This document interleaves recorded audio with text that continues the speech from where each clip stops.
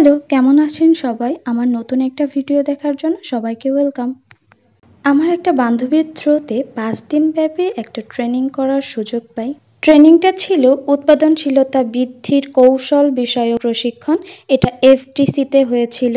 Sir ম্যাডামরা তাদের পরিচয় পর্ব শেষ করে অনুষ্ঠানটা শুরু করার পরে আমাদের থেকে সবার পরিচয় পর্ব নেয়।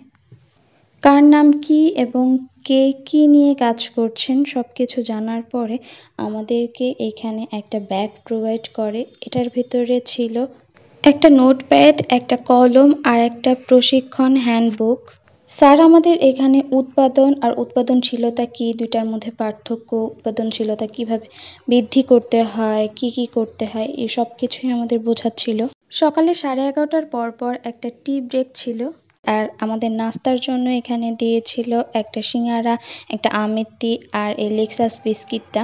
আর এখানে আমরা চা নিজেরা বানিয়ে খাচ্ছিলাম। চা নিয়ে আমরা রুমে চলে আসি। এই ভিউটার সাথে চাটা খুব ভালো লাগতেছিল। দূরের আকাশটাও খুব বেশি সুন্দর হয়েছিল, কারণ বৃষ্টি আসার আগ মুহূর্তে আকাশটা এমনিতেই অনেক সুন্দর হয়ে যায়। এখানে এসে আমার অন্তরা আপুর সাথে দেখা। এখানে সবাই ব্যবসায়ী বা উদ্যোক্তা ছিল।